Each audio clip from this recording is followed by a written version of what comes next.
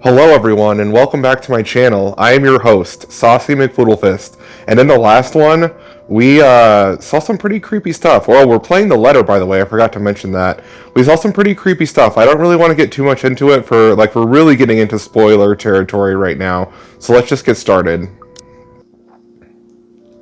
Soon enough, I find myself drawn to the kitchen where the Wright butler has returned to. He's already claimed the space and telling the movers to back off, and none dares to question his proclamation either. My kitchen. No kinder allowed. Little men running around with knives especially. We do not want any accidents to happen now, do we? Good? Good. I mean, it is a knife-wielding German standing there. Wow, that's racist. I don't think anybody would be insane enough to refuse his request. I hope I meet the age restriction, or at least the height restriction, because I'm asking to be let in here. You are allowed inside, McCulloch, but not the little ones. A shake of my head and a roll of my eyes is all I give him. It's not like I'm going to be any trouble to him. I just need to look around, get my bearings. The breakfast had been distraction enough. I don't even want to think about what we just talked about. I just need to get my head straight and get back to work. The movers work efficiently even though they're left alone, and they do quick work of their responsibilities. The head foreman comes, standing in the doorway, to consult me on this or that, and I have to go help out every now and then. But they pretty much have everything up to standards. They skip lunch entirely, not even realizing what they do when they do so. Nevertheless, all is well as the butler gets to heating up the leftover bubble and squeak from breakfast and makes a generous batch of fish and chips for them. Most likely simple in comparison to what he serves the Wrights, but well done nonetheless. That smells good. Want to wrap up some for me to go? It's an idle observation more than anything. My thoughts preoccupy me. If there are any left. One can't go wrong with fish and chips. Everyone loves them. Even my husband. And he's American. I really do hate getting up so close. I really do hate getting so up close and personal with my clients. It's a distraction. It is obvious to me that they've gotten my priorities all wrong when I can't help but think about what I heard when I learned about the Wright couple. These things have a way of creeping up on a person, thoughts, ideas, whether they are fact or fiction. They creep up and fester, crawl and writhe in a way that twists. I hear giggling, delighted and mocking. They creep up and the sensation of fingers ghosting briefly on my arm causes me to freeze and hiss. Don't! I half expect her to be there. Whoa, no need to scream bloody murder! It's just me. Quiet down before you break glass. But it's just whiskey. Don't do that again. Ever. I don't like being scared, though I don't believe in the likes of spooks. Being startled is not on top of the things Marianne liked. Lucky for him, I have nothing within reach, or he would have gone on friendly terms with something like a rolling pin. What was with that reaction? Were you really scared? Has Johann's been telling you ghost stories? He just loves to scare people.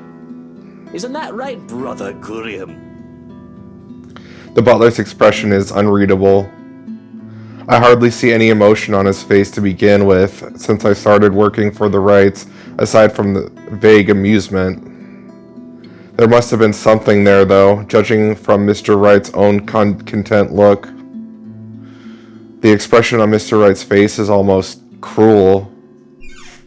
But neither of them spoke, even as Johans leaves the room to serve the workers their late lunch. So, now that we're alone, Marianne, what are you so jumpy for?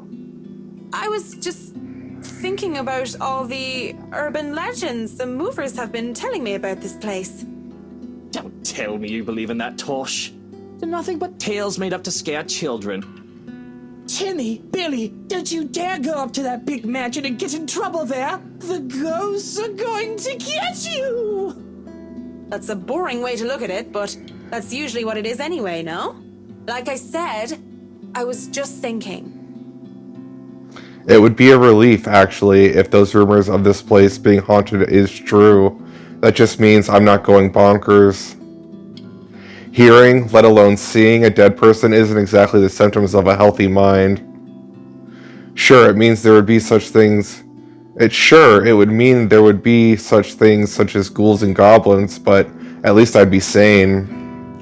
On the other hand, there would actually be a dead girl walking around. If you could excuse the inane question, Mr. Wright, you haven't noticed anything weird here? A simple question on the surface, yet I notice the man stiffen as the question leaves my mouth. I wouldn't have noticed it if I wasn't watching his reaction intently, but in his eyes I see something dangerous. It depends on your definition of the word weird. Are we still on the topic of this place being haunted? Because no, things have not started to fly around and we have yet to require an exorcism. I don't think my head would like to do the whole 180-degree turn thing. Well, maybe that, but no strange people? Aside from my usually weird butler and all the weird men traipsing around touching my things? No, not really. Why do you ask? Have you noticed anyone strange while you were here? Because you must report it to Johans and he'll have security handle it. But these reports better not be about ghosts and things that go bump in the night. I don't want to waste manpower on the boogeyman or senseless witch hunts. I'll keep that in mind, Mr. Wright. But no, it's nothing like that. I guess the mansion is just strange for me. It's a unique project. No strange men or women lurking about then? A dead teenager would actually qualify as strange. But yeah, the whole I see dead people thing isn't going to go over well. None that I know of. But I'll inform Johans immediately if something comes up. I'm serious, Mint. You see anything, anyone suspicious, and you report it. Immediately. I think that goes without saying. The concern he have on the talk of security is quickly gone. His arrogant, smug smirk returns, if a bit subdued. Whatever smarmy remark or innuendo he has at the ready never comes through, though, as voices from the dining hall ring out. So, is this a full-time job for you then? Nah, I just freelance mostly, for magazines, newspapers, and events. So you can't really call it a full-time job. It's fun and it puts food on the table, but it's not what I really want to do. At least not all the time. That would be the magazine photographer, I presume. As always, Mrs. Wright talks in such a kind and cheery fashion, no matter who she's talking with. It certainly puts people at ease around her. It sounds like it's working on the photographer too. Hearing them, though, seems to put Mr. Wright in a sour mood. At least if his small scowl is anything to go by. Is he jealous? Okay, try to lighten the mood, or ask if he's alright. Fuck this guy, first of all. I'm not going to try to lighten the mood, I'm just going to ask him if he's alright. Hey, are you alright there, Whiskey? You're looking like you need a serious drink. What is it that you want to do then? Films. Documentaries mostly. But cinematography is a lot more difficult than photography, right? I was working on this thing, actually. I'm fine. Just a bit winded from all that moving about. It's been a long day. And the day's not over yet. So if you can excuse the bluntness, you either shape up to help or ship out back to your room and let us do the rest of the work. He hesitates, eyes locked firmly on the door that led to the dining hall. Even now, we can still hear as Mrs. Wright and the photographer chit-chat in between shots. It's not my place to say this, but she really does seem to care a lot about you, you know? There's no need to remind me of that. A strange smile appears on his face before he shuts his eyes and sighs. Tell the workers that you're all dismissed early. That's nice and all, Whiskey, but we really shouldn't just take off. Delays aren't a good thing when it comes to big projects like these. The sooner we tackle certain issues, the better. And I trust you can take care of these issues another day. Don't make me ask again, Mint. Just tell the others they can go home early, and to not worry, they'll still get paid the remaining hours. I don't know what prompted this. With the air he's putting on, though, I know better than to meddle and prod further. Besides, Fine, you're the boss. walking out of the kitchen, I just accept the fact that whatever he says will go well under his roof. Mrs. Wright and the photographer are still far too busy in conversation to notice me, even as I make my way through the dining hall. Besides, I don't want to ruin their fun. Well, it wasn't really a big thing. People didn't like Blue Fonzie very much. People don't like a film about colors. I suppose they would have liked Blue Bibby a lot more. Going to the foyer has me stumble upon the family butler once more, who raises a brow at my presence. And where are you off to in a hurry, Miss McCulloch? The foreman is looking for you. The Bratwurst wants us off the clock. He's dismissing us early because of... Oh, I don't know. He just wants us out of here. I'll go and call a cab for you then. It would be for the best that you leave when he asks you to. I don't doubt it. My ride back to the city doesn't take too long to get here. Granted, there were some difficulties at first because the driver didn't know where the Ermengarde mansion is. He tried to have us hand over the GPS coordinates from our smartphones or other technobabble I didn't care about, and the butler didn't understand. But as soon as we told him it's that haunted mansion over in Ansem Village, he knew just the place. And finally headed over, albeit with some hesitation. All the way back to the city, the driver keeps complaining about the place giving him the willies. It gives me the willies too. I would have loved to snap at him. But as soon as the thought occurs to me, another blossoms in the forefront of my mind. One that has somehow bothered me greatly more than the exasperation over whiskey and this project, or wanting all of it to stop. There has been no Lorraine whispering over my ears today. Worse, I find myself searching for it. Searching for her. Damu Orathi. Loose ends. Fucking bloody loose ends everywhere. I thought I've moved past this years ago. And it does nothing to help curb my frustration. If anything, it only ensures that I want a stiff drink. And where else am I going to drink? Tuesdays are for karaoke, and Wednesdays, improv. Usually it's just 4 guys who do hilarious games. The one with Irish drinking songs are always a crowd favorite. Though I love a good laugh, stand-up comedy isn't my thing, and without Cam or Haruna, or any other distractions, I end up drinking a lot more this time.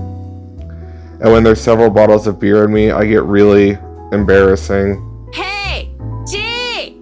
Psst! G, come over here. I need you for something. It's a good thing that the bartender is a nice fellow. I probably have been kicked out of other places by now, or worse. If push comes to shove, all he wants to do is give me an easy smile and shake of his head, even when he's attending to other customers. Just like now. Give me a moment, will ya? I gotta go check on her. That voice sounds familiar. He's some Asian guy. And I'm pretty sure I've seen him before a couple of times, although he never comes to talk to anyone else except G. The girls used to be all over him too, but he always turned them away. I'll be here. You go do that before she falls over. All right. What is it? Wait, so the bartender and the cop are the same person? Do you need someone to help you get home? Bartender, pour the wine. I think that's enough alcohol for you, little missy. I'm cutting you off. A whine comes from the back of my throat as he pulls my bottle away. I have no hope of getting them back once he's behind the counter. Even in my drunken mind, I don't dare hop over it for them. Because what little sense I have, he knows I'd sooner take a floor dive than succeed in wresting a bottle from a sober man. But that doesn't stop me from trying to reach out with my arms like a stupid idiot anyway. He smiles and shakes his head, just like I know he would, before going back to the other guy. Right now, where were we? How you holding up, boy? With no drink and no one to really chat with, I would have gone home or gone to sleep with on the bar right there and then. But I'm not ready to stand up and try to trek back home just yet. I take it the investigation isn't going well. When does it ever? But that's not the problem, no. It's... There's the sound of a mug slammed down over on the counter. It manages to catch my attention for a split second before I zone out again. It doesn't matter how I am or how my investigation is going, alright? Don't take that tone with me, boy. You know I'm only concerned. You're drinking too much as is, and I've never seen you drink before when you were here. Not once. You've been sulking here for over an hour now, which is unusual in itself. So tell me what's going on, because I'm pretty sure alcohol don't have the answer you're looking for. That's fine, because all the answers I need are probably from you. Just give me what you know and I'll be out of your hair. This about that torn-up girl on the news? It doesn't matter. I'm here to talk business. Their talk would have been an interest to me, would have interested me, would have kept my attention if I gave a damn. But in my current state, I can barely give two fucks about the things going on around me. All these words are just buzzing, barely surfacing from the sea of sounds that is the pub. And it would have just stayed away, perhaps even drowned, if I didn't hear his name. Luke Wright. You know the guy. And don't pretend like you don't, G. It takes a special kind of ignorant not to know who he is. That smug blonde who likes throwing round his money. He was just here a few days ago, as a matter of fact. Great tipper, if you think him just dumping a wad of cash on the counter after having too much whiskey counts as tipping. Why are you asking? He dirty? You have no idea, G. He's probably the worst sort you can imagine. Luke fucking Wright. Fucking whiskey. Even without him around, I'm still hearing about the guy. What the absolute fuck. Despite this, I find myself getting up and sauntering over to join them before I pipe up. Is this smart talk about Luke fucking Wright I'm hearing, eh? Private conversation here, lady. There's only amusement on G's face. The Asian guy, he starts to look ticked off as hell. Don't worry, Holmes, she's clean. And she might be able to help you with your, predicament. Course. A drunk's just stumbled through here with what I need. Get real, G. No offense, lady, but you're smashed. I know, right? Nothing beats being drunk after a hard day's work. Especially when you're working for Mr. Luke Wright. So, she works for the guy? Doesn't that make her, I don't know, suspect? See, have a little faith in me, why don't ya?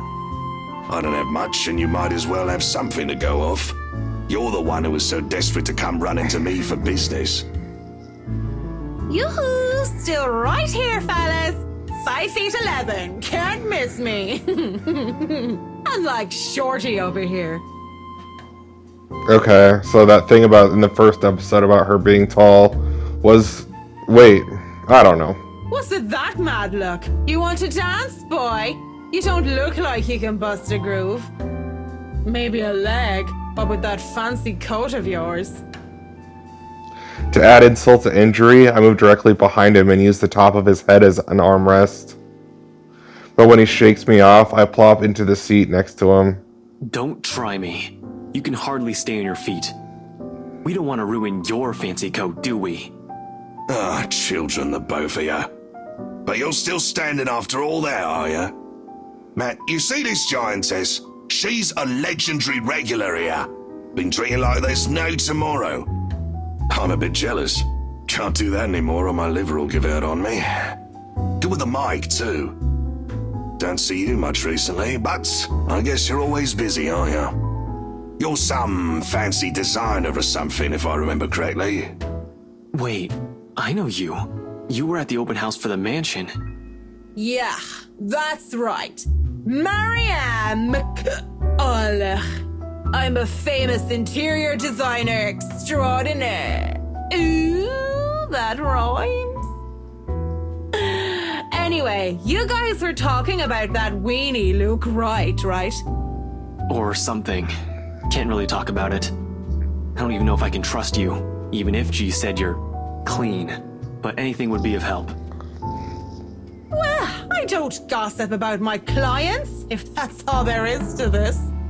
You wanted to gossip about him a few minutes ago, Marianne. And that was the beer talking, not Marianne. You won't mind if we ask the beer a few questions then? Maybe.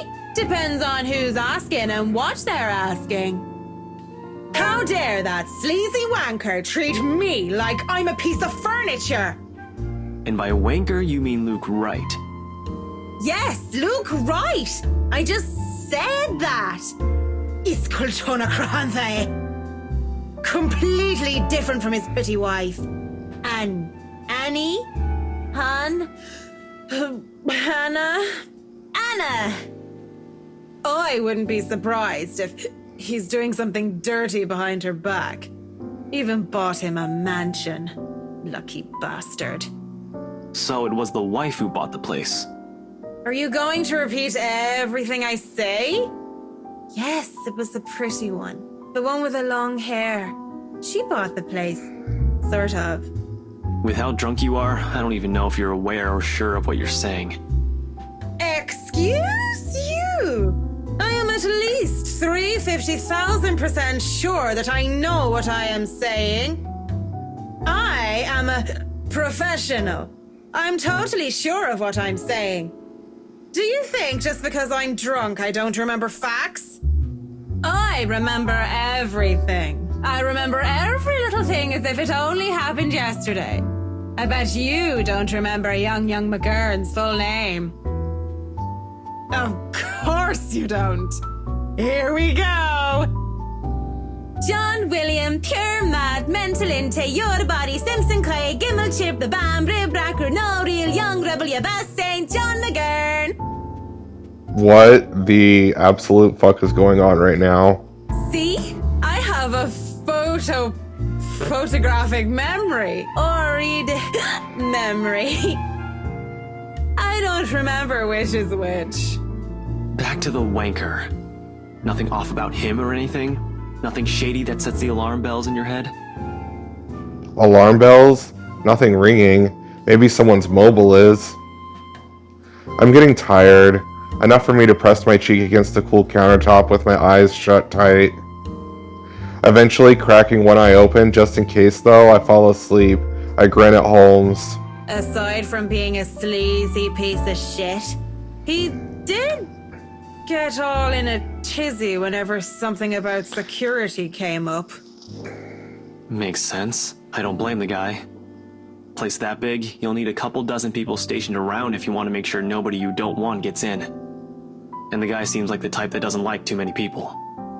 Oh, but he does like the ladies.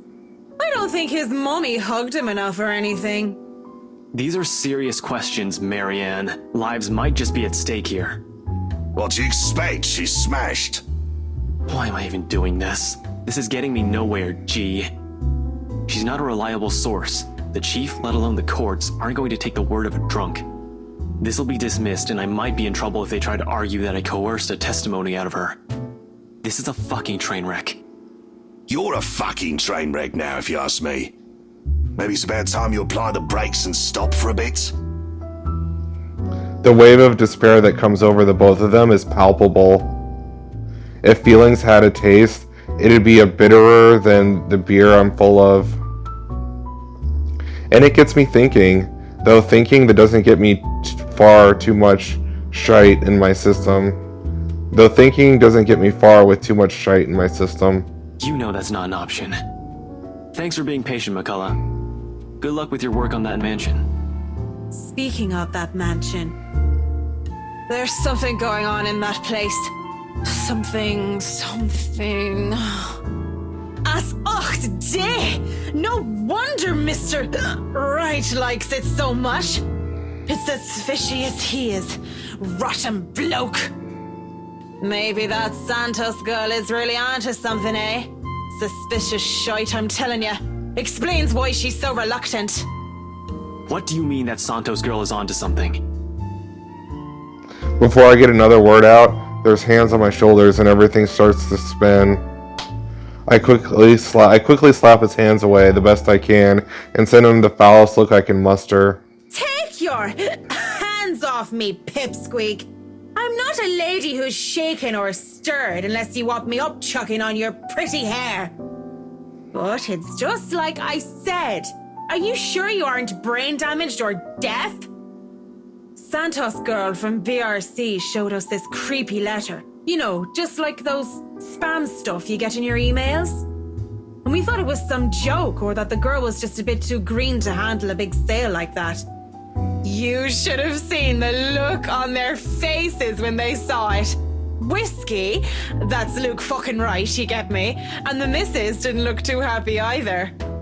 I should have taken a picture and posted it everywhere. When rich snobs give you that face, no wonder the Santos girl went all mental on us. Working with them does that, you know? I think I'm about to. I'm not mental yet, am I? Anyway, just like I said, in that man... Hey, you okay? Holmes? You're looking a bit shaky yourself there. And he really is pale. Paler than before, at least. I can see the gears turning in his head on overtime. Suddenly, he shoves a card in my hand. Luxbourne Police Department, Ashton Frey, Detective Inspector, CDD, desk, blah blah blah, blah blah blah, email, blah blah blah. On his name, Ashton Frey, and his number. But he has a second thought as he grabs it from me and slips it into my pocket. You're cute, pretty boy. But I prefer blondies. Well, you're not exactly my type either, lady. But listen to me. If something comes up, don't do anything rash. If you think you're in danger or if you see anything suspicious, call me and the authorities as soon as possible. You understand me? That's 99... I know what the damn emergency number is. Right, 999. Good. Anyway, I have to run. See you, G. The guy is quick on his feet, already up and at him, as soon as the numbers leave his lips. Watching him as he maneuvers through the crowd of the pub goers is enough to tire me out. Fast as he can, he's at the door and throws us a smile, and that's all I get before he's gone, just like that. Oi, what about your drink, boy? I'll go put it on your tab then. Holmes boy always like that, G? Pretty much. But what about you? I suppose I'll put your drinks on your tab too. Don't want you to spill your wallets when you look like you're close to spilling yourself. Yeah, and if it's fine by you, I think I'll go take a bit of a cat nap here. Just for a sec or two. Go right ahead. I'll wake you when I close up shop. Alright, we are going to end the episode off here. Thank you guys so much for watching. If you like this video, give it a thumbs up, and I'll see you all in the next one. Goodbye, everyone.